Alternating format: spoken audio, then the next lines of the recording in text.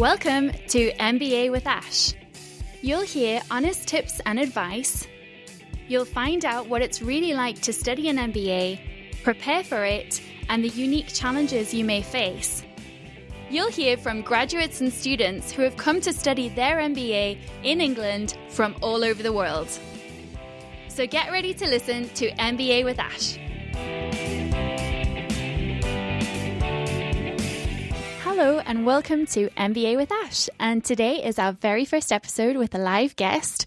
So today I am very excited to introduce you to Andrew Patterson. Hello Ashleigh, how are you? I'm great, how are you? I'm good. Bit tired today, but I'm good. Would you like to tell us why you're tired? So we are recording this. I landed 5 hours ago, returning from Thailand. I've been there for the last 12 days.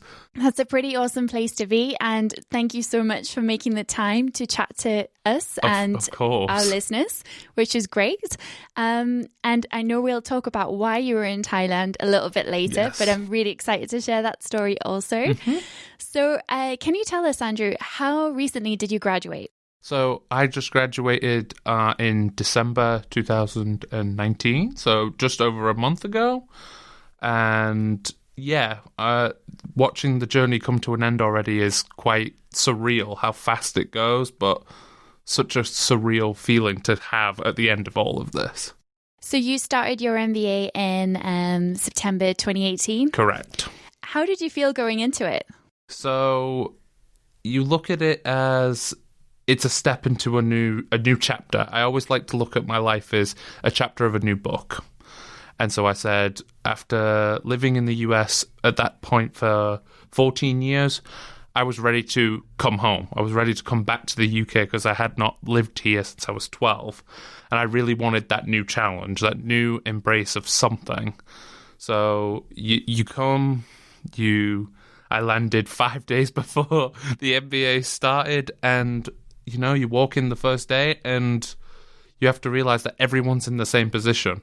Everyone's come from somewhere. If it's local, if it's international, it doesn't matter. Everyone's coming into a room and starting something new, but you were all starting it together. So it was just one of those, okay, let's go. Let's take it, put my hands on by the horns kind of thing and get on with it. And what was it like, that feeling of going into the classroom on your first day? So can you remember that sense of what was inside you, seeing all these faces? So I was actually quite lucky that I was one of the first ones in the room, that I think there was only 3 or 4 other people in there.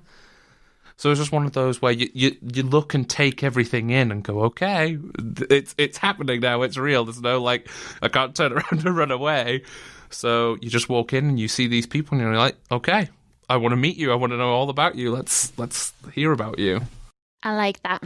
So I'd like to know, how did you decide to do an MBA? What drew you to the course? So I would say my previous degree is in textile chemistry, which when you hear that, a lot of people will go, what on earth is that?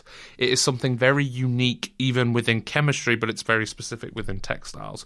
It's understanding how fibers work and how materials are made within plastics and stuff, but from a science side, not necessarily an engineering side. So because I was so specific, the roles I could apply for were very specific. And after a while, I was doing these roles, and it would start as something small, and they would give me more and more opportunities to do more within a company. But I got bored. I still felt like I wanted to do more. I wanted to actually feel like I've accomplished something. And it was something where nothing was happening.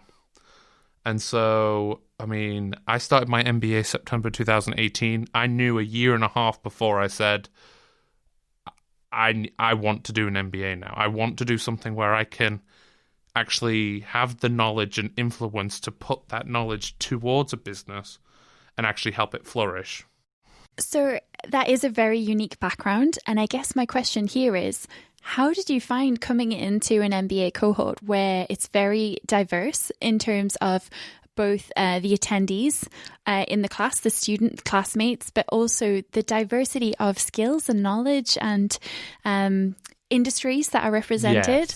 Yes. So coming from textile chemistry, What was it like to do, I guess, some modules that were a little bit more kooky or creative? Or I think for me, I really decided let's look at this with open arms. There's going to be things you like, there's things you don't like. That is life. Everyone deals with that.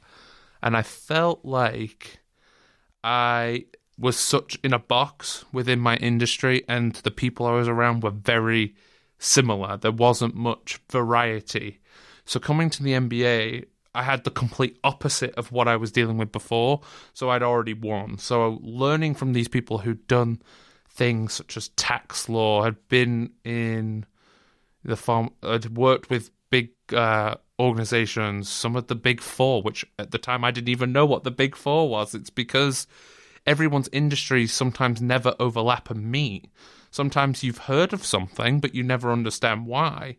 By meeting these people, you'll learn more about what else is out there.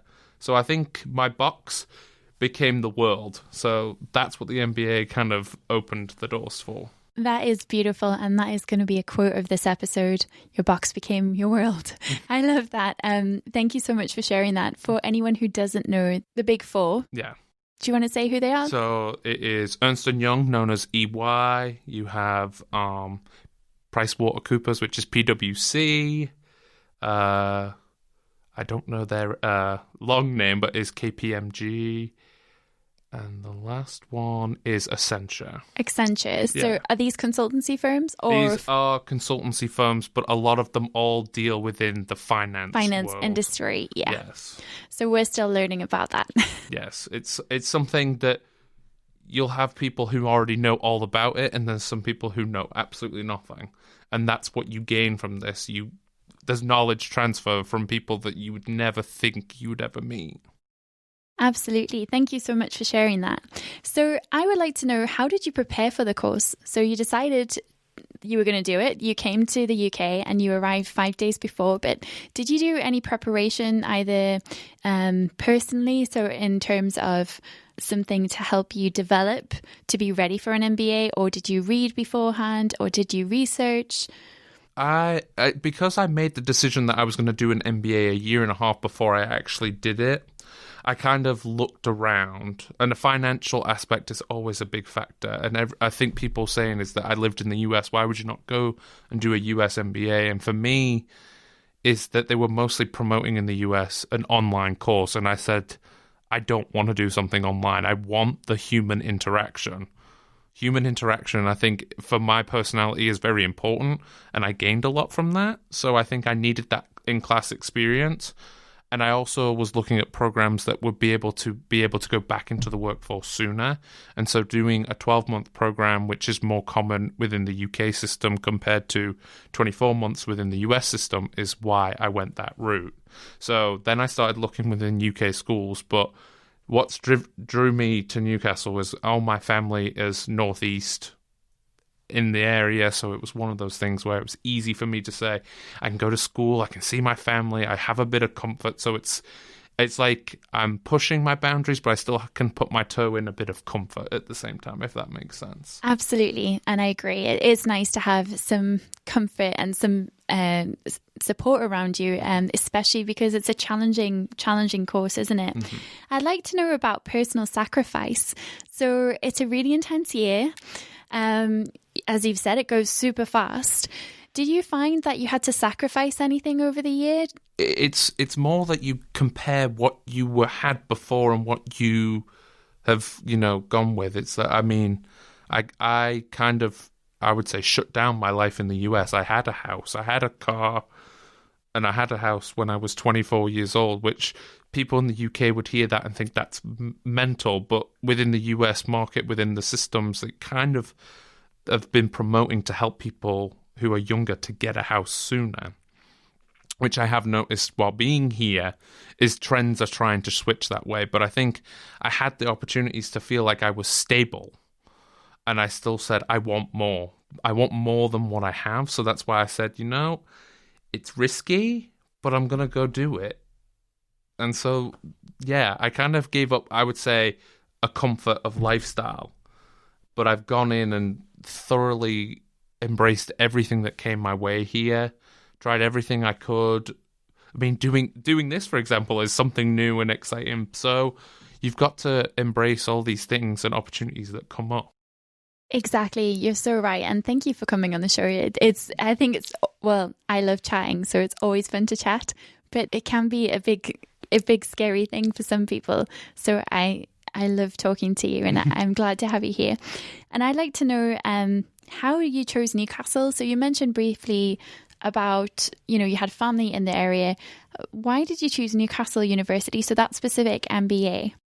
So again, it was, for me, if I was going to come back, it was going to be a balance of education, but yet have that comfort of family. So my family by the bus is an hour away. If I want to get a taxi, it's 20 to 25 minutes.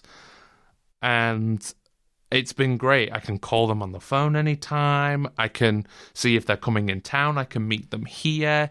So it's been one of those things. And so we came on a family holiday in the May of 2017. Yeah, so it would been pretty much I would say 15 months before it actually started. And from that, I decided, let's do a tour. Let's just get a feel of how this is. And it's like, I have my previous university experience in the United States. So it's kind of like that's my baseline. And I came here and I just felt so comfortable. And so, yeah. And I got a personalized tour around the whole campus. I got a personalized tour around the business school. I got to meet the director of the program. I got to meet a current student, which, again, that was a fate thing because that wasn't initially planned. And yet me and her had a chat for an hour and a half. And me and her are still friends today. And we chat every now and again, which is nice because you don't realize that one moment can actually impact years later on. So it was one of those things. I had a day experience and I walked away saying, I'm applying that. I'm going to make that decision. I think that's really special and actually a unique thing about the Newcastle University MBA. So I know I went to 6 open days before making my mind up. I really wanted to do this course. But actually from each of those open days, I spoke to students at each time and I'm still connected with them on LinkedIn and we still chat. So I think you're so right that personal connection can also be what converts you, I guess, as a student and makes you want to choose that place. So in terms of the content of the course, what was your favorite module? See, everyone likes to ask, what's your favorite module? And I think all of them have value in different ways and you resonate with different modules in different ways. But for me, 3 modules, I have 3 modules that stood out to me more, that helped me reassure myself and believe in myself a bit more and actually feel like I've actually accomplished something. So organizations and people management in the first semester, I liked learning. I mean, I'm a people person, so I like to understand about these dynamics of people, and you understand new cultures and new beliefs and ways how people are. And you have all these people from all over the world who do things their own way, and you'd think, I'd never think that way. So it opens your eyes a lot more. And then in second semester, my elective, my favorite was digital business. I really enjoyed that we got a lot of hands-on experience with companies and seeing how they were implementing digital change. And also what was nice about that was having previous students who've done the MBA, who understand what we're going through and what they've done, how their knowledge has actually gone into something that they do as their career. And then lastly was the management consultancy. Now, that allowed us to work with an organization. For my MBA cohort, we had the options either of businesses within the Northeast. One of them was based in London, and then there was an international option, which for that year was based in Ukraine. So I took the option to do the one in London because it was working with Walgreens Boots Alliance. It's like a lot of people have heard of Walgreens, have heard of Boots, so I said it's something that could be really fascinating. And what I liked is the project I got to do was a digital transformation and looking at how to inform them of things that they're doing well, what they want to improve on. So it was kind of like I could see what I've learned and actually implement it into something. You actually feel a tangible result. And that's why I think it's satisfying for that to do those courses. All the modules, of course, were informative and open your eyes, but those ones for me resonated the most. Absolutely. And what an opportunity to go and be involved in a project like that. Thank you for sharing. So I'd like to know, do you have any tips? So top tips or hints for success for anyone wishing to study their MBA? So I will admit I'm prepared for this answer, and I felt like because this is going to be different for every single person, because you're making this decision in your life. You could be making it at 25, you could be making it at 55, you could be making it at 40, you could have children, you might have just got married. That's the great thing about our MBA cohort that I had, that I know Ashleigh's cohort has, is that the experiences, you've got people who are doing this in completely different circumstances, but they are doing it really to better themselves than the person they were the day before. So the number one thing I said is you need to know, you as an individual, what are you actually trying to get out of an MBA? What is the next step? Have that vision in your mind, because you need that reassurance to make sure that it's something that you want to do. Always, people are in the position that some people have done the MBA where their companies are sponsoring them to do it. Some people have taken a leave of absence from their company and have the potential to go back. Some people are choosing to leave and completely go it alone. Again, understand the circumstances of what's right for you. Don't just do it because, I need an MBA. The MBA needs to mean something to you, and it needs to add value for you for the next steps of your career, your life, and whatever else it will take you. So I think that's the number one tip that I would say, is make sure that you know what you want at the end of it. Thank you. Okay, so you've mentioned various different opportunities and things you've learned. Aside from the management consultancy module, was there any other top learning opportunity that you enjoyed? What is nice is, I think sometimes within modules you get to do things that reassure that actually you do have strengths, because sometimes you're coming this to learn more about yourself. And it was nice to know that lecturers on a lot of my modules would like to let me know is that you're strong at this. And I know that, I think that just gives that person a bit more confidence to believe, okay, that is something that I'm good at. I'm proud that I'm good at. And it's something that you can, keep evolving and making it better, but it helps you feel better. So throughout the whole year, I believe we got to do 5 presentations. Fewer within the classroom, within just classmates and the lecturer. Sometimes it ends up being in front of a boardroom. It is completely the different circumstances, but I think it prepares you that you do it in the classroom first, get comfortable, learn what's your strengths, what's your weaknesses, and then you go to the end going, yes, I can do this. And for me, my presentation marks were what was my strength in the MBA, which was really nice. So anytime there was a presentation, I was really happy. So I think those also, tied in with what you had to write about. So it kind of makes the knowledge come together. So for me, modules that had presentations and a written piece, you kind of pieced it together to understand the knowledge that was trying to be transferred much better. Great. I think you're right there, and that sounds it sounds like a great learning opportunity. And actually, you're right about getting feedback, because there's a lot of unsolicited feedback you get through the year. Some of it's good, some of it's bad, but it all helps you grow. Yes. Absolutely. Great. So I'd like to know, have you had any challenges over that year? Throughout the year, I think everyone has their own personal challenges. You have your emotional challenges. You sometimes don't know where you can go for help. you don't know if it's better to make sure that you use the resources within the university, if you use the resources within your cohort, if you need external help, if you need your family, your partner, whatever it may be. Sometimes you have issues and you don't know how to get it out of your head. So a lot of the challenges I faced is I wanted to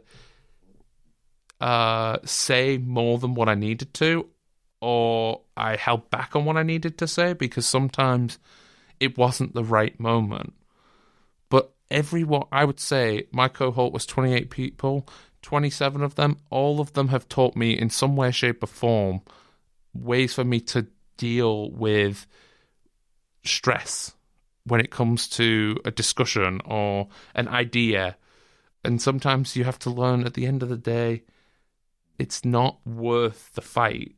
Sometimes you want to argue for the sake of arguing. What does it accomplish? I think having these discussions helps because you learn from a different perspective and a different set of eyes. And I think the whole challenge on the MBA, you don't realize it, and I think this has, impacted my life going forward, is reflect. You say this. Why did you say it? What did I gain from it? And sometimes it's, the next day you think about it, or the next week. But I think to have aha moments throughout the year is, I think, it's a challenge because sometimes you have to admit something that's an improvement you need to make about yourself, but it only will benefit you in the long run.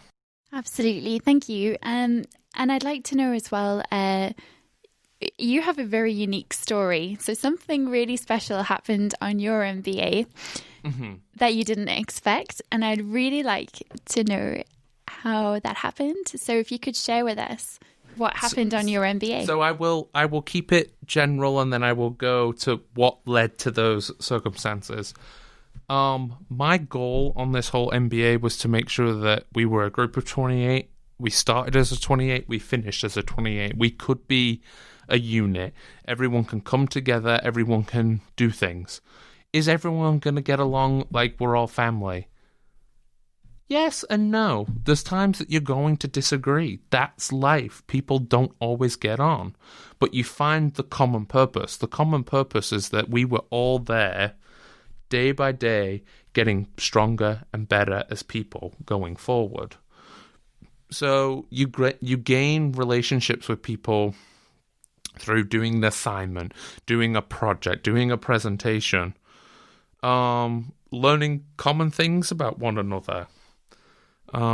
So I tried to make sure I did that with everyone, and somehow it lined up that someone caught my eye, and I guess I caught her eye. I don't know how to really describe it, but it happened, and in just a few weeks' time, it's already a year anniversary. So it's kind of mad to think that we remembered we took our finance and accounting exam. It was one of those you just had to release from life. It was like, okay, that's over. There's nothing I can do about it. But we were enjoying with the group. Over half the class came out that day just to, sit around, talk about life. And that for me was a 12-hour session. It was a long day. But someone stayed out with me and we talked and came close. And and from there it was, love happened. And it was something I did not think. And now you have grown over this year, not only as a person, but now you have an awesome girlfriend in Thailand. Yes, which is one of those great things and hard things at the same time. I mean, I've just come back from seeing her, so it was fantastic because she let me see her life, her culture, her home. I felt like I've not just been on a holiday, I've just been on a cultural experience of Thailand. I got to see so many different things and meet so many different types of people and locals and what they do. It's not just what is advertised online of, oh, it's Thailand, oh, it's all these beaches and things like that. No, I got to see more life. And that was great for me. But yeah, now we're apart again, and it's something we're discussing and figuring out day by day. But yeah, I mean, right now it's currently 7 hours apart. We talk normally twice a day, right when she wakes up and then when she's done with work. So everyone has to make sacrifices of what you want. But if you are thinking about the vision together, then anything is possible. Absolutely. Thank you so much for sharing that. I know my cohort think it's really awesome that two people met and fell in love on the MBA. And I don't know how many people that has happened to at Newcastle University Business School. Who knows? But I do think it's really, really cool. And yeah, as you were saying about the family, about the aspect of people working together and growing to be the best version of themselves every day, I so agree with what you're saying about not always getting on. And it's so true, because actually real families don't always get on. They fight, they argue, they bicker. And so actually that melting pot of different cultures and different people on this massive journey is a really fascinating one in any case. Yeah, absolutely. Okay, so I want to know, what is next for you? So, again, I'll admit I've written this answer out because I felt like it's long. So, for me, this is my last week living in Newcastle. I am choosing to go back to the United States to look for work employment at this time. Am I saying goodbye to Newcastle forever? No, because my family is still here, but now I have friends and a network of things, so I have reasons to come back and visit. But for me right now, I need to get my feet back on the ground. I just need to build myself back up as something new.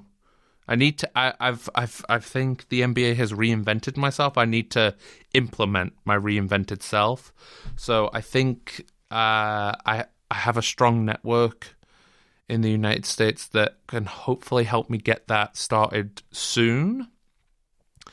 And something that the MBA taught me was an entrepreneurial spirit, and it was something I never thought I'd have. And it is something is that in my long-term vision, there I have few ideas. I'm not telling everyone my ideas because they're mine, but I want to explore those ideas as well, because I feel like if you have something that you put your vision and your way on it, you will get so much more reward about it. And it's something that I would feel I can actually see the contribution back to society. I want to be able to say that I've done something that goes back into helping people grow and evolve to be better versions of themselves than they were the day before. I've said that as a common quote, but I think it is important that everyone is learning every single day. I'm done with the MBA. Am I still learning? Absolutely, every single day. Thank you. It's so great to hear that. And it's good to hear that you're going home, and I love that idea about implementing all your learning. And I'm also really touched that you spent of your last week in Newcastle, you came and spent some time with me, which is awesome. Of course. So just to finish, I would like to know, you've mentioned top tips before, but do you have your kind of one word or number one thing that you could sum up for how people can enjoy their MBA, or even just to summarize your experience? So I like to say, for me, it was the best decision I've made of my life thus far, because it has led to so many new opportunities, new people from all over the world. I have a global network now. I'm so happy for that opportunity. But what I would say as a tip to people is that if the MBA is the decision you want to do, ask someone who's done it. Ask someone who has physically done it and find out if the online version is the way for you, if the in-classroom is the way for you, what you want to gain from it, and how you want to implement it. Because that is what will dictate your life going forward. I really like that. Thank you. And thanks for coming on the show. Of course. I'm so appreciative to be asked, because I was like, it's exciting. I'm very happy that you've been doing your project, and now that you've started this new one, it is very exciting to see where this will go. Thank you. And just to finish off, I think this show the people we're going to interview, our current students, but previous students as well, just shows the real talent pool of MBAs connected with Newcastle University, with Amber, and I'm really excited to get to chat to cool people like you. So on that note, since it's your last week in Newcastle, let's go grab a drink. There we go. Yeah. Today's podcast has been made available through the kind sponsorship of TL Multimedia and That Branding Company.